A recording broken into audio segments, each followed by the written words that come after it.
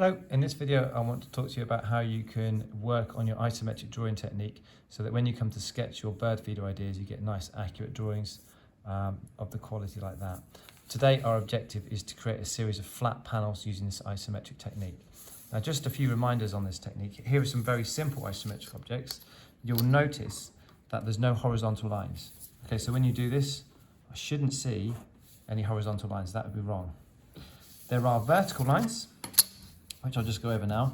Here, these are all parallel with one another. So that is straight down, as is that, and if I measured them, they're all the same. So these are parallel.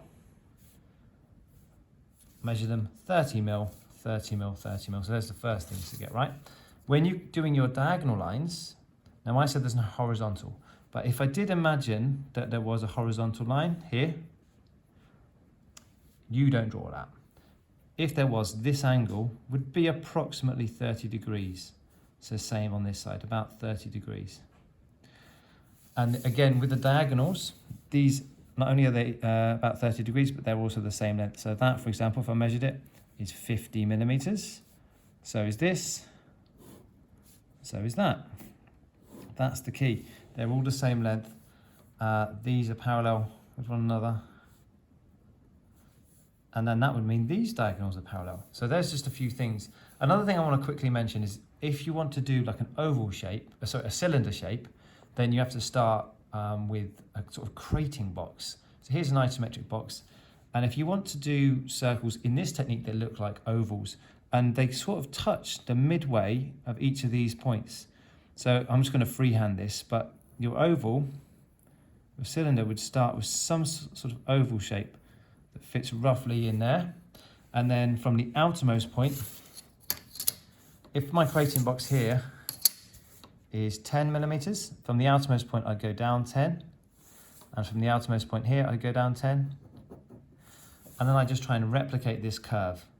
So it's going to look something like that.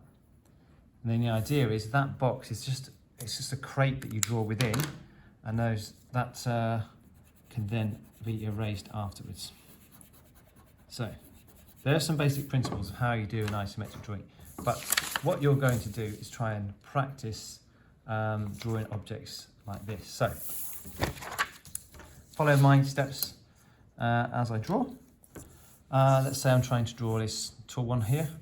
I would go directly up 50 millimeters, and then if you need to pause and rewatch, you can. If I'm going at about 30 degrees, I'm going to go sort of 40 millimeters in that direction. And then the same here, trying to keep the angle the same. So all I did then was basically slide the ruler up. And I can check it here. If that was 50 millimeters up, then it would also be 50 millimeters where it connects here. Bang on. Now I'm going to do little lines, a few millimeters there, there, and there, about the same length. That's about 3 millimeters I've done. All going again at 30 degrees, straight up, connects there, and then straight across, connecting there. So I've done one vertical panel. Let's do a flat panel, something like this. If I go diagonally this time 20 millimeters, well, that's not quite right, that angle's wrong. Need to remember to try and get about 30 degrees. So again, let's try again, about 20 millimeters there. And let's make this one 40 in this direction, like so. And then diagonally across here, again, I'm going to go another 40 millimeters. Remember, this would be parallel with that. And then connect that up. So there I've got the top of a flat surface, like this. And then I'm going to go straight down again, about 2 or 3 millimeters down, down, and down. Connect that up. And I've got a flat panel there. Now I'm going to try and do a curved one. Now to do this, I'm going to draw another box similar sort of size. So let's go 40 mil that way. And we'll go 20 this way. 20 this way, and 20 this way, and then back 40. Again, I'm going to go down a few millimeters. Only this time, connect these up, I'm going to use this as if it's a box, a crating box to draw within. Now, if I draw in a square, I could have done a whole oval. So a diamond, I could have drawn a whole oval, but this is like half a square, half a diamond. Yeah, it would come out here otherwise. So what I'm going to do is just draw a semicircle as quick as I can. And it actually swings out more here. It's there, and it's a gentler curve there.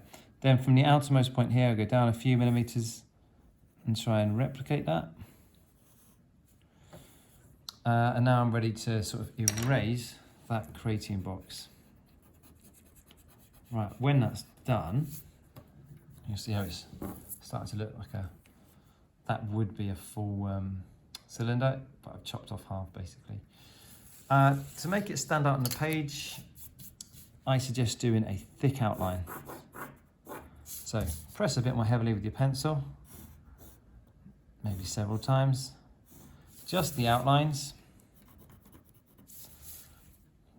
And what you can do is actually go too far. Nothing wrong with going too far. It's a sketching technique, that. Like so. And remember, it's just the outside we're doing. We're going to leave these internal lines a bit lighter. And then in terms of shading, imagine where your light source would be. So for example, imagine I would have light coming from this direction. Then this side would be very dark. Let's shade it really nicely, please. I'm going to leave this side white, and I'm going to shade this very light grey. So if I was doing this one, again, the outside, I want to be pressed quite heavily.